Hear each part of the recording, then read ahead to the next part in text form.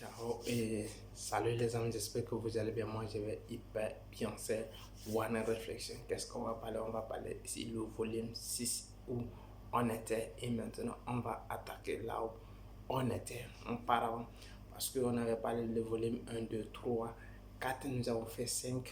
Et si vous n'avez pas vu, je vous invite encore d'aller regarder comment j'ai débuté et quand on était au collège et comment j'ai fait ouvrir mon studio et comment je faisais fonctionner. Première chose, je vais vous parler de quelque chose qui est très bon. Si vous avez des studios photographes, comment le faire fonctionner. Avec certaines méthodes, ça fonctionne très bien. En Afrique, si vous êtes en Afrique aussi, ça peut fonctionner comme il a été posé mon frère. Quand je vivais en Afrique, je t'explique que quand j'avais mon studio, comment je le faisais fonctionner. Pourquoi? Et j'avais certaines méthodes que tu peux appliquer, ça fonctionne très bien. Je vais vous donner 4 méthodes ici qui sont favorables, que vous pouvez faire fonctionner votre studio si vous êtes en Afrique. Mais c'est pareil aussi en Europe, mais il suffit seulement de faire certaines règles et améliorer certains coins et ça fonctionne très bien. Première chose que je vais vous dire que pour faire améliorer votre studio et pour le faire fonctionner très bien, vous devrez apprendre à faire le bon travail. Ça c'est la règle numéro 1, apprendre de faire le bon travail.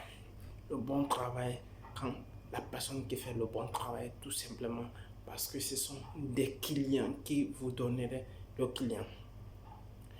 Et quand vous faites le bon travail, la personne qui va regarder ça et il va montrer ça à ses amis, soi-disant, ou bien il va montrer ça à ses collègues, ou il va montrer ça à sa famille, telle personne, tel studio qui a fait mon travail là.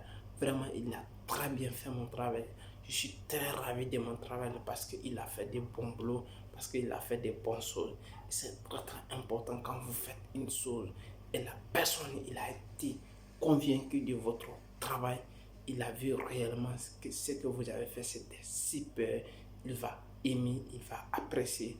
Là, c'est ça qu'on appelle le travail satisfaisant. Là, ça peut vous pousser, ça peut vous permettre d'avoir autant de clients par rapport à le travail que vous avez fait auparavant, même si vous n'avez pas gagné autant de sous, mais ça peut vous permettre aussi de booster certains trous qui sont très importants. Le deuxième règle que je vais vous donner, c'est très important si vous avez une studio que je vais vous donner ici. Être reconnu dans le quartier. C'est très important parce que si je te donne ça, parce que ce sont des méthodes qui fonctionnent très bien. Parce que si vous êtes d'accord, vous êtes connu dans votre quartier, s'il y a des événements et n'être pas reconnu parce que vous faites des mauvaises choses, vous faites de la guerre ou bien vous êtes un pagaille, mais être reconnu par des jeunesses, par la jeunesse, par des sous-hommes sérieux, par des vraies personnes, par des personnes qui sont de bons, que par des grandes personnalités. Cela peut vous permettre d'avoir des bonnes relations. Avoir des bonnes relations, c'est très important parce que comme ça, si vous avez des bonnes relations, les personnes ou bien les gens vont vous reconnaître réellement que vous faites le bon travail et vous êtes dans tel domaine, tel domaine. Les gens, qu'est-ce qu'ils vont faire? Ils vont tout simplement vous identifier. Ils vont comprendre réellement la personne là, ou bien le monsieur là qui a, ou tel studio qui a ça, mais il fait le bon travail et il est un homme bien, il est très gentil, il est très ouvert avec les personnes et tu es reconnaissant, tu es reconnu aussi dans le quartier. S'il y a quelque chose, tout simplement, quelqu'un va se penser à vous directement, il va dire, le monsieur là, il est là, il a le travail qu'il a fait l'autre fois là, il a fait un bon travail, on doit se penser à lui et ils vont t'appeler aussi, ça peut te permettre d'apporter autant de clients. Le deuxième chose et le troisième règle que je vais vous donner ici, vendre votre personnalité. Si j'ai dit, si vous avez ouvert des boutiques ou bien vous avez ouvert des boutiques ou d'autres choses, mais si personne ne connaît comment vous allez faire votre vente, il faut que les gens, vous allez vous vendre vous-même. Et si il te faut même, il faut faire une carte de visite, c'est très important. Si vous faites une carte de visite, vous faites parler votre business au Larantou et à votre Larantou, c'est très important.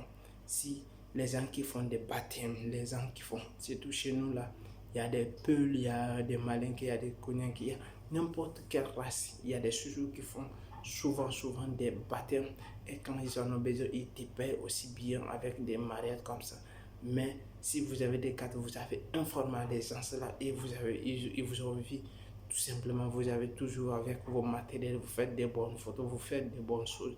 Ils vont tout simplement vous appeler et vous allez venir, vous allez faire le bon travail parce que tout simplement, ils connaissent votre travail, que vous faites mieux les choses, que vous faites les choses très bien.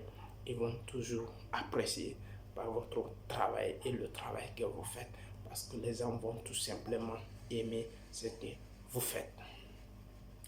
Le quatrième règle que je vais vous donner ici, c'est très important et savoir négocier votre prix. Parce que parler, ce n'est pas important, mais savoir faire une bonne affaire. Parce que vous faites quelque chose et vous n'avez pas bien négocié, l'argent que vous avez eu et pour faire le montage des choses, tandis que c'est vous-même qui êtes chargé de faire le montage de votre vidéo, des photos pour faire. Parce qu'actuellement, le Photoshop est très bien développé. Si vous-même qui le faites et vous faites un travail et si vous avez un laboratoire chez vous que vous faites sortir, vous faites imprimer la photo et ça tombe bien. Mais si vous partez dans le labo que les personnes vont faire pour vous et combien vous allez gagner et combien vous allez faire un album ou combien vous allez faire pour agrandissement et combien vous allez acheter pour acheter les cadres, vous allez bien calculer avec le transport. Si vous avez des voitures aussi, ça tombe bien. Si vous n'avez pas, si vous avez des motos, ça tombe bien. Ou le prix des taxis, vous allez en tous calculer et connaître réellement qu'est-ce que vous allez avoir et combien vous allez avoir. C'est très important aussi dans la chose. Mais si vous ne connaissez pas cela, ça va être difficile. D'ailleurs, c'était One Réflexion, c'était pour vous parler le volume 6. Alors, si vous avez aimé la vidéo, partagez et likez, mais laissez des commentaires. Mais qu'est-ce qu'on va faire avant de partir? Qu'est-ce qu'on va parler? Regardez le lien dans la description, les 10 bonnes choses avant de commencer la photographie. Je vous mets le lien dans la description et partagez la vidéo et me laissez des commentaires. Ça va me faire hyper plaisir. Ciao.